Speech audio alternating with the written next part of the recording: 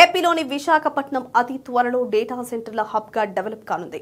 ఇప్పటికే ఇక్కడ 1.33 లక్షల కోట్లతో 1000 మెగావాట్ల ఏఐ డేటా సెంటర్ ఏర్పాటుకు గూగుల్ సంస్థ ముందుకొచ్చింది. ఇప్పుడు రిలయన్స్ ఇండస్ట్రీస్ సంస్థ కూడా డిజిటల్ కనెక్షన్స్ కంపెనీతో కలిసి జాయింట్ వెంచర్ ను ఏర్పాటు చేయనుంది. ఈ వివరాలను మంత్రి లోకేష్ వెల్లడించారు. అవేంటో ఈ వీడియోలో చూద్దాం.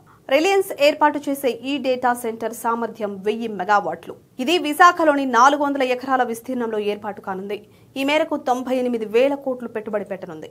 ఈ డేటా సెంటర్ 2030 నాటికి అందుబాటులోకి రానుంది. ఈ నెల 14, 15 తేదీల్లో విశాఖలో జరిగిన సిఐఐ భాగస్వామ్య సదస్సులో రిలయన్స్ ప్రతినిధులు సీఎం చంద్రబాబును కలిసి ఈ ప్రతిపాదనపై చర్చలు జరిపారు.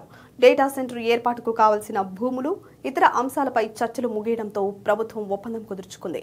దీంతో పాటు బ్రూక్ఫీల్డ్ అనే ఇంటర్నేషనల్ కంపెనీ 1.10 లక్షల కోట్లతో విశాఖలో డేటా సెంటర్ ఏర్పాటుకు ప్రభుత్వంతో ఒప్పందం చేసుకుంది. మరో కంపెనీ సిఫీ టెక్నాలజీస్ 16,000 కోట్ల పెట్టుబడితో విశాఖలో డేటా సెంటర్ కాంప్లెక్స్ ను ఏర్పాటు చేయనుంది. ఈ మేరకు భూమి పూజ నిర్వహించింది.